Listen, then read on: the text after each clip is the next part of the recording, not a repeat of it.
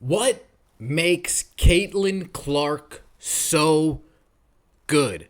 That is the question that we want the answers to today. And the good folks over here at B-Ball Breakdown, they're going to give us the answers. This video has 85,000 views in only 10 days.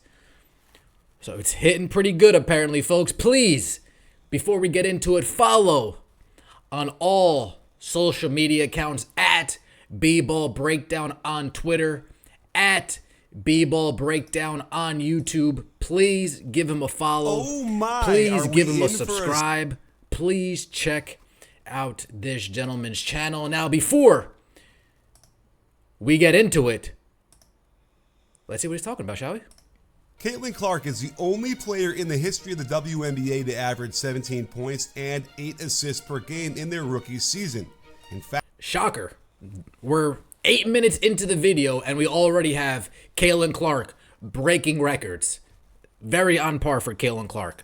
Of all the rookies who averaged at least 17, Clark is almost doubling the... Holy crap.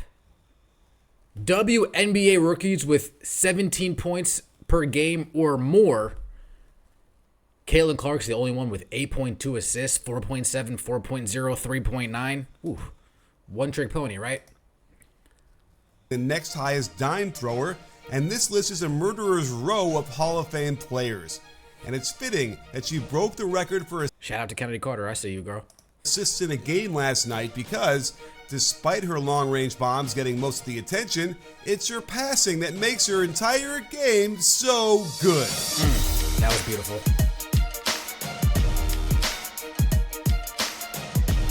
It's not enough to point at Clark's gaudy assist totals and assume she's a great passer. No.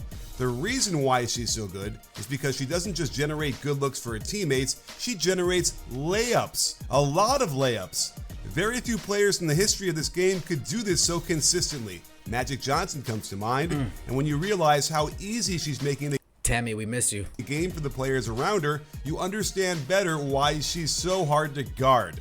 We've got a textbook 3-on-2 fast break, and watch how Clark takes one last hard dribble to the basket to pull the defender towards her and then wraps the ball around her body. Make no mistake, this is the best way to deliver this pass so the ball is protected from the defense and creates a layup and one.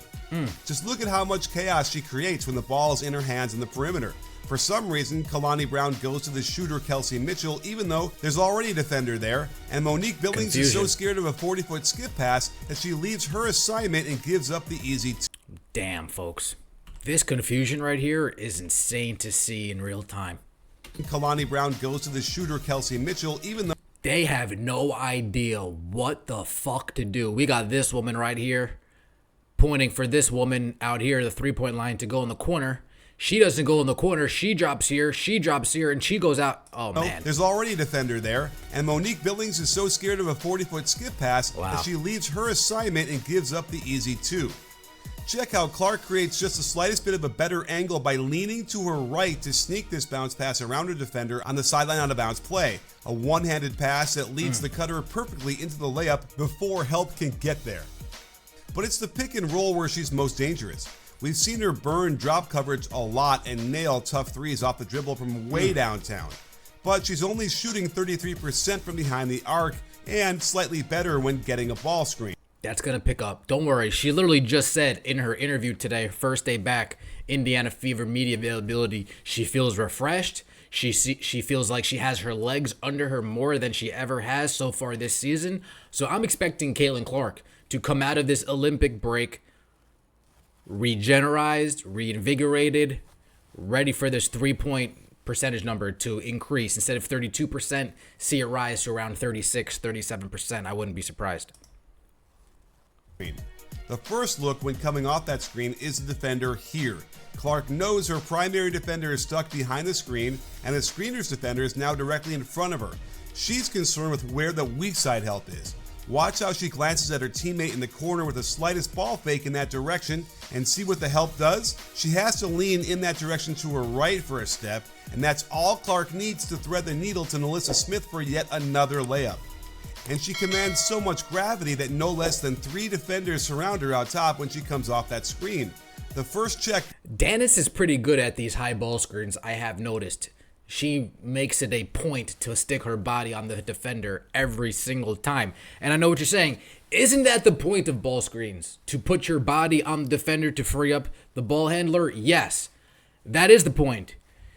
Yet for some strange reason, NaLyssa Smith, Aaliyah Boston on occasions, they sometimes decide to brush the defender, barely touching the defender, barely rerouting the defender. Dantis, from what I've seen, her screens are pretty firm and she sticks to the landing for a while. Going to the left is this defender, who is strangely way too close to a poor shooter. Clark knows the pocket pass will be open and she can control the screener's defender. The fear of a deep three going to her left is very real, and Clark gets McGowan to slightly wave at her. And that's all she needs as she bounces the ball right next to McGowan's feet, hitting the roller in stride for the easy two. Against the Aces, she checks this defender to see where she is. At least this is Kelsey Mitchell, a good three-point shooter, but it also means Clark knows the pocket pass will be open with no help because the screener's defender has to step up to stop the shot. The no look was a nice add-on as her teammates continue to get easy buckets. We should mention her off-the-dribble shooting is what gets all the clicks, and only 4 other players in the history of the WNBA have shot as many threes per game as Clark. Certainly, we haven't seen someone taking an astronomical amount of threes in her rookie season. But hey, this is her game. Don't change her game. Just hope that we improve her game, right? As she realizes she doesn't need to take as many step back threes and she drives to the rim more often, some of those numbers will come down and some of the points numbers will come up. As she realizes, wow, with my legs underneath me, these threes are easier than they were in the first half of the season, that number will come up as well. So don't be alarmed on Caitlin Clark's three-point shooting yet, please. Take this many pull-ups from so far away, and despite having a below-average percentage, the threat is very real and forces the defense to bend itself out of shape to contest no matter what. You'll notice that most of her makes are when she is going to her left, which is very common for most right-handed shooters since it naturally places the shooting hip and elbow in line with the basket. However, there is plenty of evidence that she can hit them going to her right even if she has an arm swing biased toward her left side. While her arm swing up may seem a little bit unconventional, it's a big reason why she's so successful. And it's the same kind of unconventionality you'll get from using the internet browser Opera, the faster, safer, and smarter browser. They've got an incredible... There we go, get into the ads. The only person I've ever heard criticize Caitlin Clark's form was Doug Gottlieb, and Doug Gottlieb took tons of heat for it. But in Doug Gottlieb's defense, he did play basketball at Oklahoma State. He is now the coach of the Green Bay basketball team. So it is what it is. Do I think Caitlin Clark's form is fine? Yeah. I think her form is completely fine. Like I said, I think she'll come back from the break. It's just a matter of how is this offense going to look, right? Is Chrissy Sides going to run the offense that we've seen the last 5 to 7 games before break? Or is Chrissy Sides going to run the offense that's like, all right, let's slow it down. Let's have Aaliyah Boston start posting up. Let's have NaLyssa Smith start posting up. No, we got to run fast. High ball screens, swing, three-pointer. That's what needs to happen. Double team out of the pick and roll. She's averaging over 5.5 turnovers a game, which is on the high side. Where Caitlin was getting in trouble early in the season is when they'd blast her with a double team out of the pick and roll. She's averaging over 5.5 turnovers a game, which is on the high side, and we can see that she really struggles with immense pressure. Curiously, I've been seeing less and less blitzing despite the clear success defenses were getting from it, and I don't really have an explanation other than bad preparation and coaching. There's another reason why she's racking up turnovers, however. Getting back... That's a good point. Why has she been seeing less blitzing as the year goes on? I think because not is it necessarily bad coaching from the opposing team. I think that the chemistry between her and Aaliyah Boston, her and Katie Lou, her and even Temi, whoever she's running that high ball screen with, the chemistry is there to where it's now, well, if they blitz me, I'm going to dump it off to you real quick so you can go in for an easy layup. That's why we've seen a lot of these Aaliyah Boston numbers get inflated recently on easy layups. Same thing with Kelsey Mitchell, because as they're blitzing her, she's not trying to dribble around it. She's not trying to pass her. Oh, you're blitzing? Who's the man? Slip, dump off, no look pass right in between two defenders. Caitlin Clark is doing really good identifying the blitz, identifying the hedge, and instead of trying to dribble around it and create a play, she's taking what the defense gives her and just dropping it down to a rolling Aaliyah Boston, a rolling Katie Lou, a rolling Alyssa Smith, or hitting it backdoor to Kelsey Mitchell. When Kelsey Mitchell's defender is too focused on the ball screen action, then she can take her opportunity and cut backdoor. That's why I think we've seen a lot less blitzing as the season's gone on. Same reason why we've seen a lot less of those bad turnovers when Caitlin Clark got in the paint early in the season. Earlier in the season, if you guys remember, Caitlin Clark would get in the paint, feel some pressure, pick up the ball, pick up her dribble, force a bad pass. Now, like we discussed in previous videos, Caitlin Clark, she's doing that Nash dribble that was described to us and dribbling through the paint, keeping her dribble alive, not finding herself in those bad situations to where she's forcing a cross-court turnover, where she has found herself in the air trying to make a pass. She finds herself in those situations a lot less frequent because she's gotten accustomed to the game, because she's got acclimated to the game. To her passing, it's so good that sometimes her teammates aren't expecting the ball. This whole season is filled with fumbled catches that somehow end up being a keyword, the whole season. She'd probably have like 3.5, 4 turnovers a game if her teammates caught the passes. But this isn't a perfect world.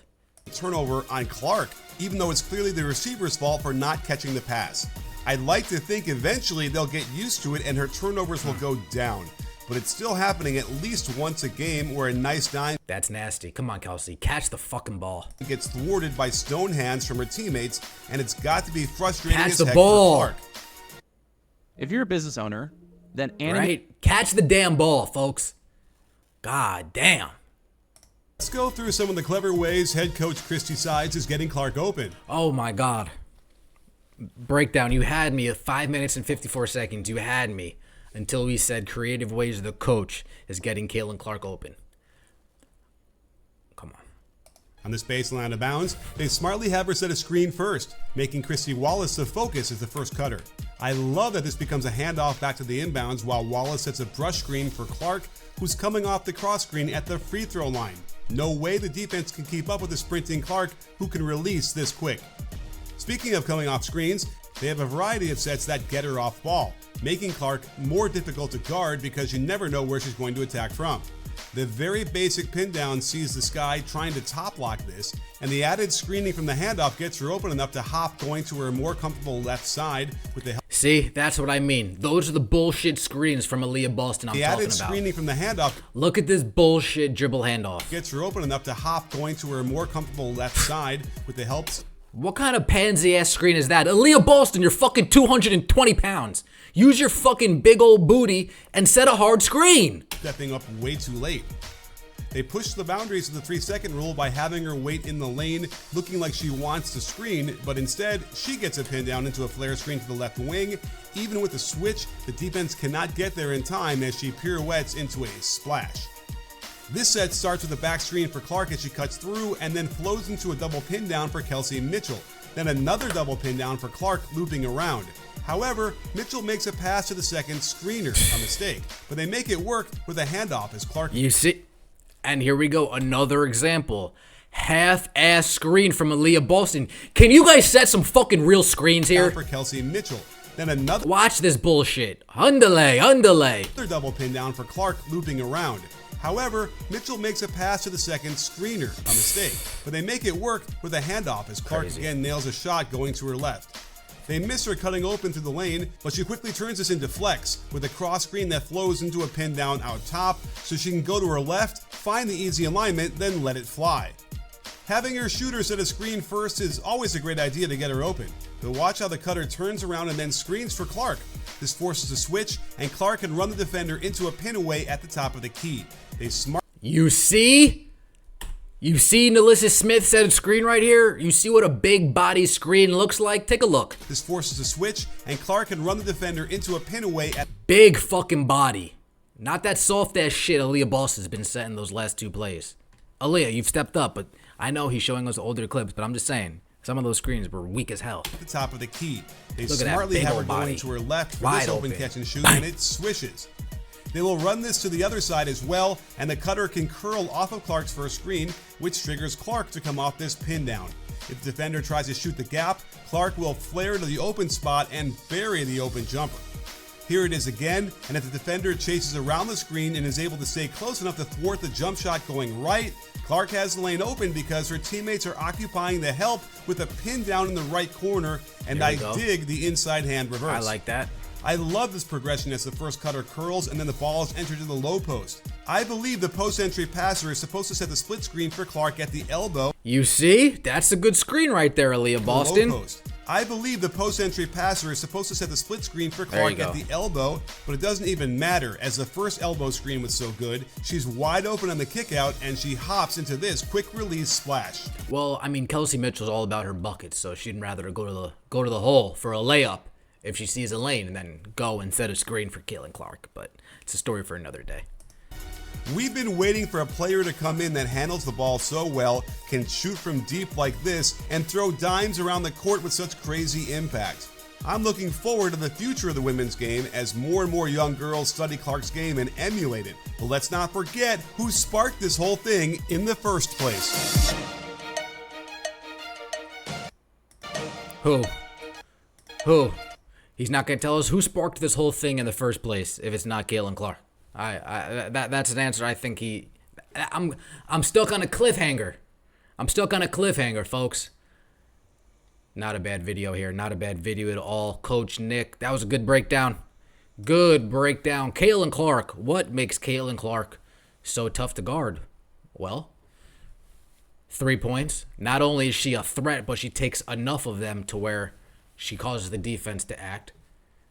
Some of those plays that Chrissy Sides has drawn up that he highlighted are some nice sets, I must admit. Fire Chrissy Sides. 2 good sets isn't going to change my mind. And the chemistry between Aaliyah Boston and her continues to grow, so a lot of those hedges, a lot of those blitzes that we used to see early in the season slowed down. Also, her IQ's through the roof. She's one of the best passers, if not the best passer in the league. Caitlin Clark's the truth. Appreciate all you guys for checking out. Take it easy. See you next time.